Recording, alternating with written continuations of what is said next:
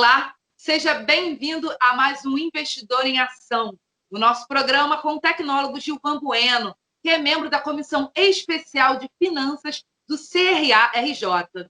Hoje, nós vamos falar sobre a influência das eleições norte-americanas no mercado de ação, nas ações, nas oscilações desse mercado. Tudo bem, Gilvan? Seja bem-vindo. Olá, Érica e nossa audiência, uma alegria. E como dizem os mineiros, bom demais estar aqui de volta e cumprimentar nossa audiência e falar que esse tema é super interessante. É o final do ano de 2020 com chave de ouro ou incertezas. Eu estou mais pensando em incertezas, mas vamos lá. Temos Donald Trump de um lado, Joe Biden do outro, defendendo ideias bem diferentes, bem antagônicas. Como é que o mercado está vendo isso? Como é que os investidores estão vendo isso, Gilvan?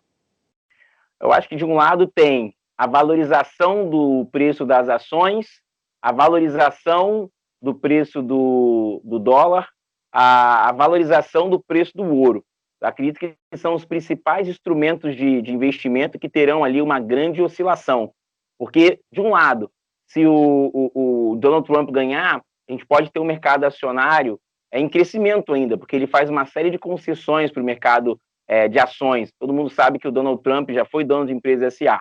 Do outro lado, você tem o Joe Biden, que fala que vai atacar os sistemas. Nós precisamos lembrar que o Joe Biden ficou ao lado de Barack Obama quando Barack Obama fez ali as grandes rédeas do mercado americano. E muitas pessoas têm criticado, tanto os principais veículos de comunicação, que o mercado de ações americano está totalmente diferente da economia real. Então, acredito que são duas propostas diferentes.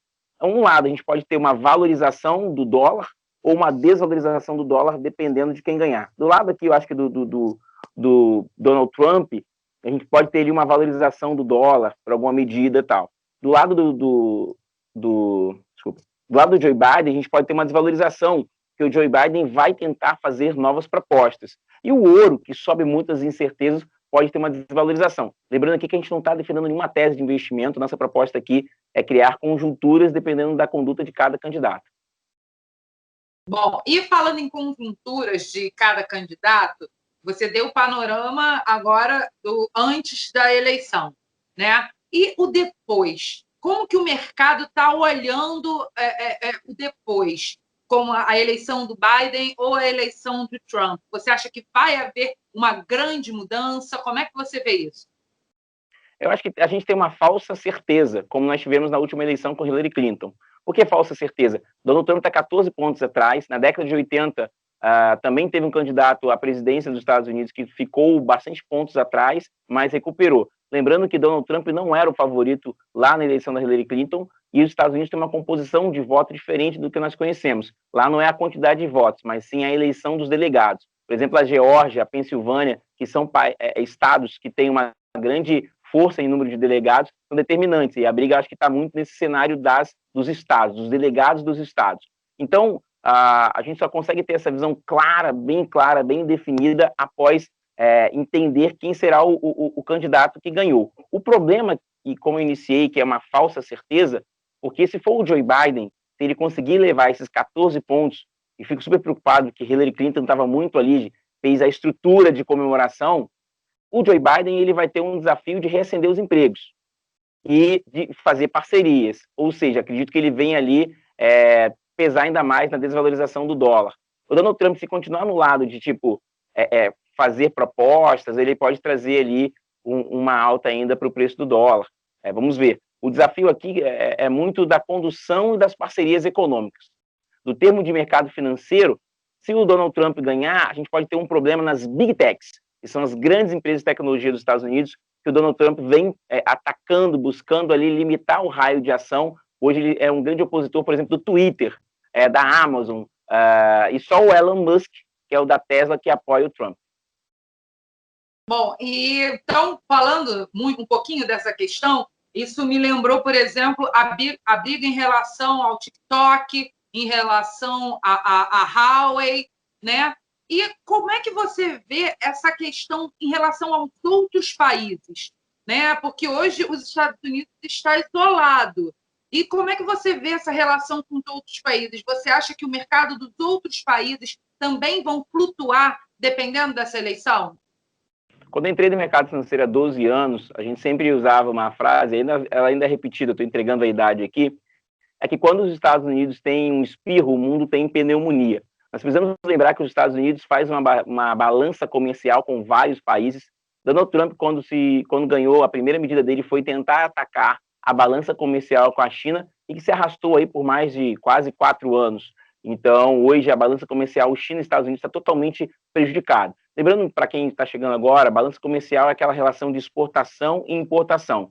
Exportação é o que os Estados Unidos exportam para a China, e importação é o que a China leva lá para os Estados Unidos, e os Estados Unidos faz ali toda essa construção de comprar matéria-prima chinesa e destrói alguns estados, né? Por exemplo, os estados de Michigan e Detroit são estados que são duramente atingidos pela importação de veículos da China.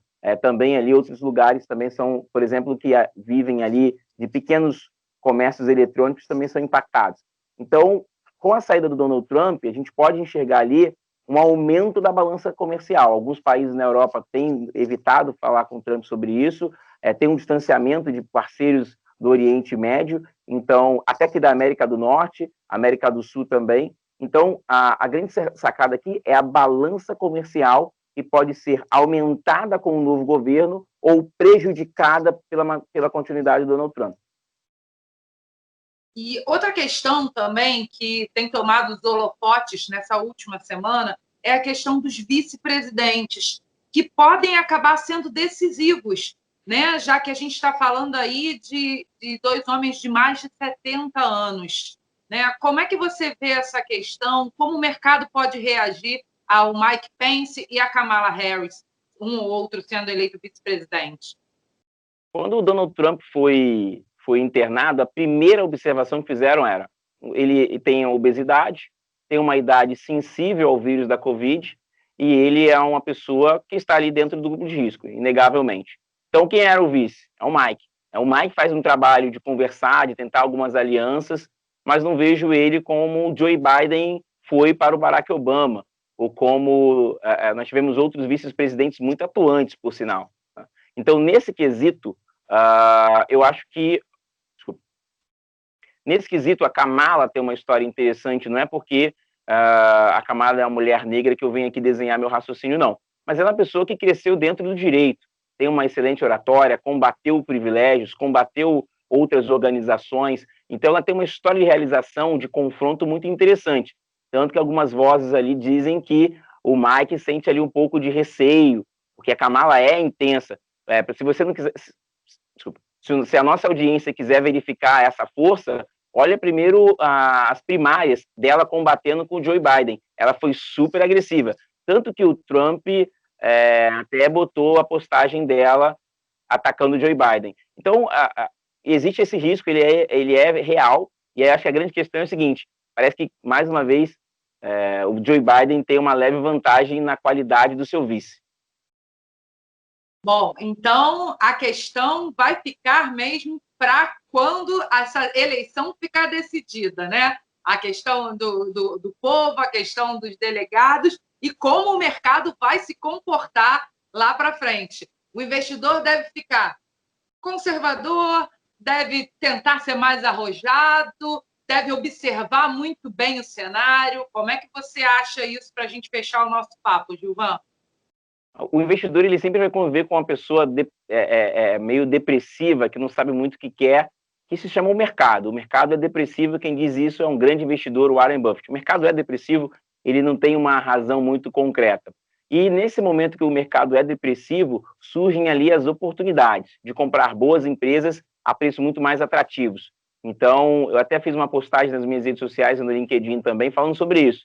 Os investidores, Érica, quando teve a pandemia, se afastaram do mercado de ações quando era o momento de se aproximar e fazer boas aquisições.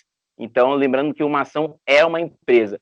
Nesse cenário, se você me perguntasse, até para complementar, Érica, Gilvan, qual é o instrumento de investimento que nós podemos utilizar, né, para aproveitar isso? Todo brasileiro ele pode agora, pela mudança que teve na CME, pela mudança que teve na CVM, comprar BDRs. O que são BDRs? São recibos de ações americanas negociados aqui no Brasil. Então, se você enxergar que o mercado americano foi muito depressivo, com essas incertezas todas, você pode comprar ações da Apple, Google, Netflix, e aí você tem que fazer uma questão importante. Nós aqui não estamos recomendando compra de ações, nada, e aí você vai fazer o API, então análise de perfil de investidor, entender se você tem ali uma possibilidade, Érica, de ficar com os seus recursos um pouquinho mais investido, e quando você compra ações, você pensa no médio e longo prazo. Então, acho que esse é o grande momento de tentar aproveitar essa incerteza. Fazer o seu API e tentar olhar para o mundo das BDRs ali, das boas empresas americanas que são negociadas aqui no Brasil. Com certeza, é uma boa dica. Gilvan, muito obrigada mais uma vez pela sua participação no Investidor em Ação. Eu que agradeço, sempre uma alegria, quero sempre cumprimentar as pessoas que estão aí nos bastidores e a minha comissão de finanças por me conceder esse espaço e essa oportunidade. Obrigada. E você que acompanhou a gente até aqui, já sabe, na semana que vem, o novo Investidor em Ação para você. Até lá, tchau, tchau. Tchau, tchau.